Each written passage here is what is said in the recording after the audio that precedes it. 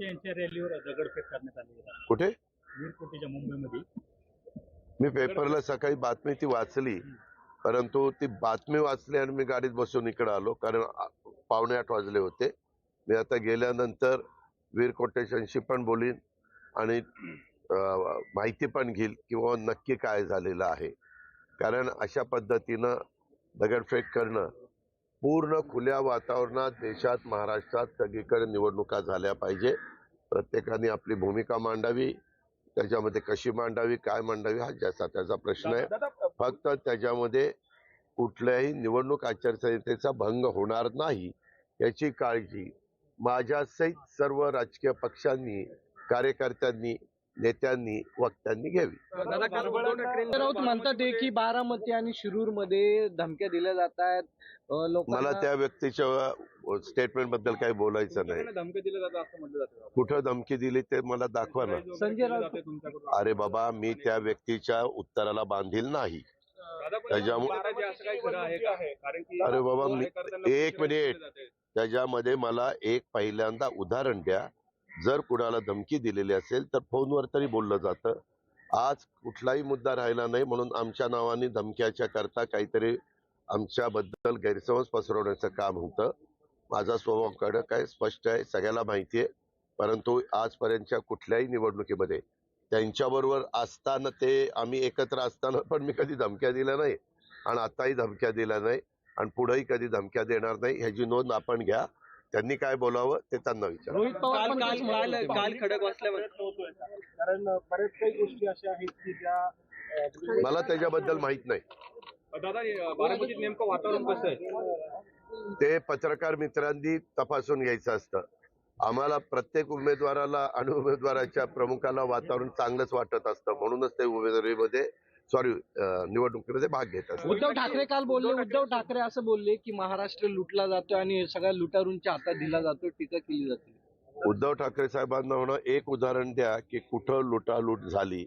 कारण ते आणि मी एकत्रपणे सरकार 2.5 वर्ष चालवलं. अतिशय कुठंही आमच्या दोघांच्या मध्ये मतभेद न होता चालवलेलं आहे. हे उभ्या महाराष्ट्राने बघितलं, आपण मीडियानी सगळ्यांनी बघितलं. नुसता हे निवडणुकीच्या काळामध्ये हे असे आरोप होतात. तुम्हाला माहिती असेल, स्वर्गीय विलासराव देशमुखांनी पण एकदा काही गोष्ट सांगितली आणि नंतर म्हणले तो निवडणुकीचं वक्तव्य स्टेटमेंट होतं. निवडणुकीचं स्टेटमेंट फार गांभीर्याने घ्यायचं नसतं असं महाराष्ट्राचे एक नेते, 8 वर्ष मुख्यमंत्री असणारे, मला त्यांचे शब्द विलासरावांची आठवतात. कांदा निर्यातीबद्दल काय आहे? कारण त्याच्यावरून आरोप करत होते. राजकारण जरी बाजूला ठेवलं तरी महाराष्ट्रातल्या कांद्याला दर भेटत नाहीये ही वस्तुस्थिती आहे. निर्यात बंदी नक्की उठवली आहे की नाही याबद्दल त्याबद्दल आचारसंहिता असल्यामुळे सगळे बारकाईनं प्रश्नांची मला माहिती नाहीये. मी माहिती घेऊन त्याचं उत्तर देईन. सुनंदा पवार म्हणतात की धनशक्तीचा वापर बारामतीत होणार आहे. मला त्याबद्दल काही बोलायचं नाही. आणि एक मिनिट, कुणी इतरांनी काही प्रश्न विचारला त्याचं उत्तर द्यायला मी बांधील नाही. तू हे पहिल्यांदा लक्षात घे. तुम्ही आमच्या म्हणजे योग्यतेच्या माणसांनी काही प्रश्न विचारलेला असेल तर त्यांना उत्तर. तू उद्या कुणाच्या माझी गोवांचे कापसे असं म्हणला, तुमचं काय मत आहे? मला काय घेणं देणं. पवार साहेब म्हटलं की मी अस्वस्थ आहे पण मी शेतकऱ्यांचा. त्यांनी काय म्हणलं होतं त्यांचा अधिकार आहे ना. आज मी एक वेगळा रस्ता स्वीकारलेला आहे. त्यांच्याबद्दल एक ते वरिष्ठ नेते आहेत. त्याच्या एकेकाळी ते म्हणजे मी त्यांना दैवत म्हणून मानत होतो आणि एक वडीलधारी असल्यामुळे त्यांच्या स्टेटमेंटच्या बद्दल मी काय बोलावं त्याबद्दल मी अजून एवढा मोठा नाहीये. दादा, बारामतीत राज ठाकरेंची सभा होणार आहे का? बोलणं झालंय का? मनसेचे कार्यकर्ते तुम्हाला येऊन भेटलेत? राज ठाकरेंशी काही बोलणं झालंय का? मनसेचे कार्यकर्ते त्यांनी बिनशर्त पाठिंबा दिलेला आहे. 4 जागा आपल्या पुणे जिल्ह्यामध्ये आहे. त्याच्याकरता भेटले की निवडणूक प्रचाराची यंत्रणा कशा पद्धतीने सगळे राबवत असताना मनसे काय जबाबदारी उचलणार आणि काय जबाबदारी पार पाडणार याकरता भेटले. बाकी दुसऱ्या कुठल्या कामाकरता भेटले तुम्ही बोललेत की एखादी सभा राज ठाकरेंची होणार? नाही, माझं अजून बोलणं त्याबद्दल झालेलं नाहीये.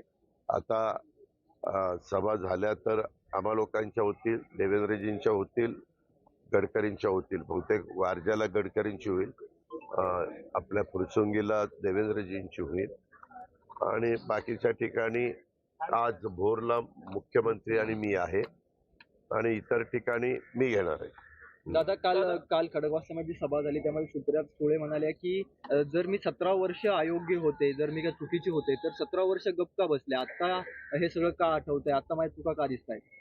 आम्हाला आमच्या डोक्यात प्रकाश पडायला 17 वर्ष लागली म्हणून आता आठवते. काय म्हणणं आहे तुझं?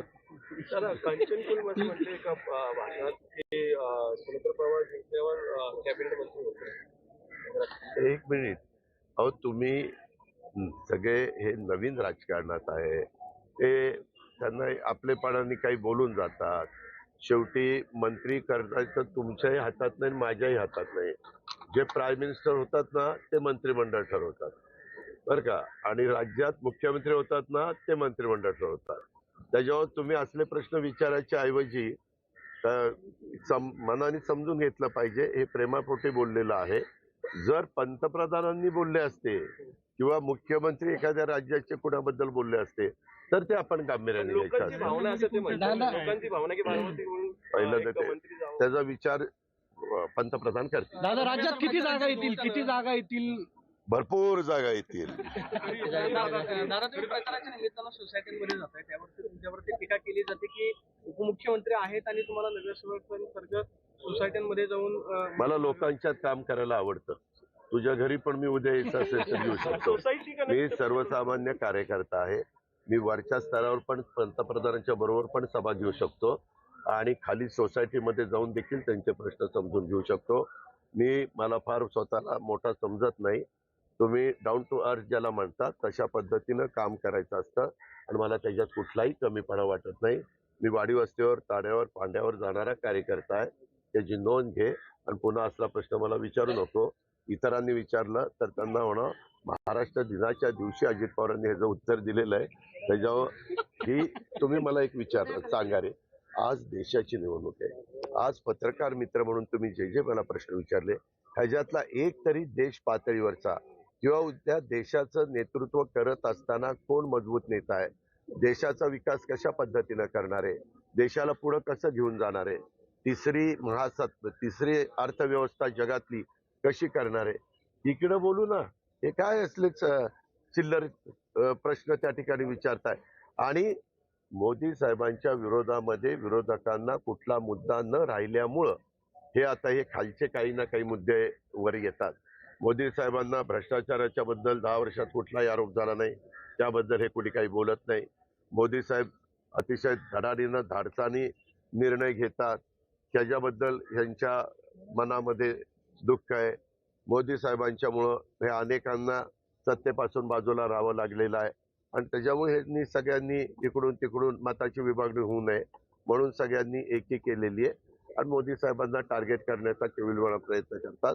आपली महाराष्ट्रातली जनता सुज्ञ आहे, देशातली जनता सुज्ञ आहे.